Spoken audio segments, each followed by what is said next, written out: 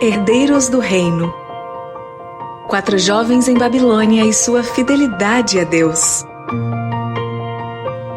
De Josanã Alves. Leitura: Gerson Vini.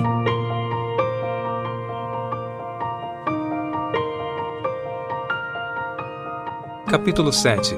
Herdeiros de um Reino Eterno. Para Christopher Wright, os problemas só podem ser resolvidos por uma intervenção sobrenatural que inaugura um novo reino. Outro pensador escreveu: "A sorte pode não estar do meu lado, mas eu sei que Deus está." No capítulo anterior, estudamos sobre o sonho de Nabucodonosor e vimos como os reinos deste mundo são incertos e passageiros. Ao final do capítulo 2, Deus revela a Daniel que a insegurança dos poderes da terra será substituída pela segurança do reino de Deus, que é apresentado com as seguintes palavras: "O Deus do céu levantará um reino que jamais será destruído e que não passará a outro povo. Esse reino despedaçará e consumirá todos esses outros reinos, mas ele mesmo subsistirá para sempre." Há muitas informações nesse texto. Deus está nos dando a garantia de que levantará um reino que jamais será destruído. Isso é grandioso. O reino eterno de Deus é apresentado ao longo da Bíblia com palavras maravilhosas. O profeta Isaías nos diz sobre esse reino: "Nunca mais se ouvirá falar de violência na sua terra, nem de ruína ou destruição em seu território. Mas às suas muralhas você chamará salvação, e aos seus portões louvor. Nunca mais o sol será a sua luz durante o dia, e o resplendor da lua nunca mais a iluminará. Pois o Senhor será a sua luz perpétua, e o seu Deus será a sua glória. O seu sol nunca se porá, e a sua lua nunca minguará, porque o Senhor será a sua luz perpétua, e os dias do seu luto chegarão ao fim." Isaías 60, versos 18 a 20. O apóstolo João, no livro do Apocalipse, apresenta a perfeição desse reino com as seguintes palavras: "Então ouvi uma voz forte que vinha do trono e dizia: Eis o tabernáculo de Deus com seres humanos. Deus habitará com eles. Eles serão povos de Deus, e Deus mesmo estará com eles e será o Deus deles. E lhes enxugará dos olhos toda lágrima. E já não existirá mais morte, já não haverá mais luto, nem pranto, nem dor, porque as primeiras coisas passaram." Apocalipse 21, versos 3 e 4. No entanto, o profeta Daniel não fala apenas que o reino de Deus seria estabelecido. Ele também revela que o reino de Deus despedaçará e consumirá todos os outros reinos.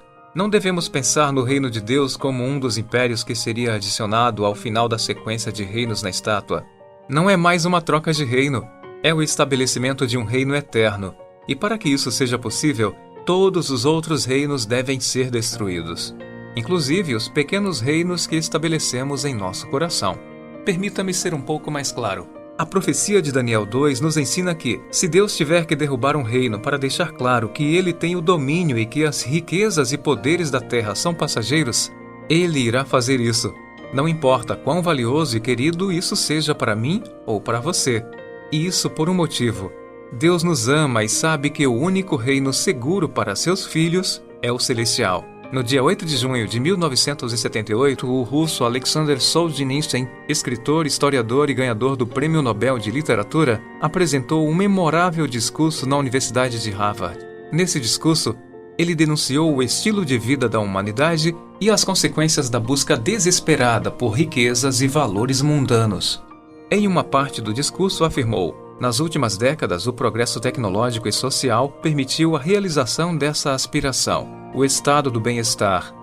A cada cidadão é garantida a liberdade e os bens materiais almejados em quantidade e qualidade que garantam, teoricamente, o alcance da felicidade.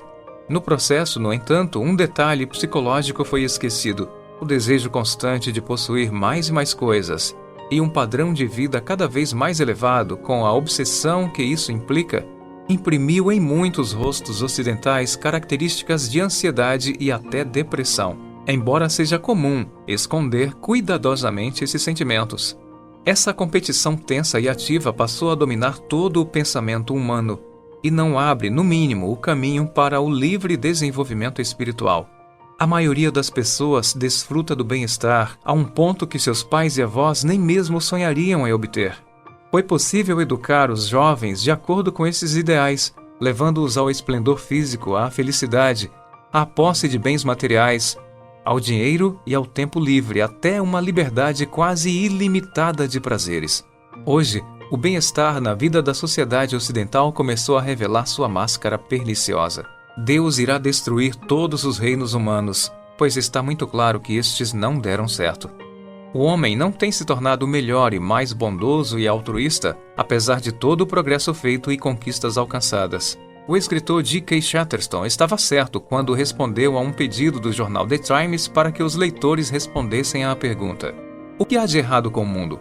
Chesterton escreveu: estimado senhor, eu, atenciosamente, G.K. Chesterton. Isso pode parecer forte, mas a estátua do sonho de Nabucodonosor prova que não há espaço para dois reinos ao mesmo tempo. Por isso, um reino substitui o outro até que o reino de Deus chegue. Sabe o que isso significa? Em algum momento você já desejou fazer parte do reino de Deus? Você já se entregou a Cristo e decidiu aceitar a oferta de viver eternamente com Ele? A grande questão é que esses desejos, por mais corretos que sejam, expressam apenas o anseio de que o reino de Deus seja estabelecido. Mas além disso, devemos permitir que Deus despedace e consuma todos os outros reinos de nosso coração antes de nos levar para seu reino.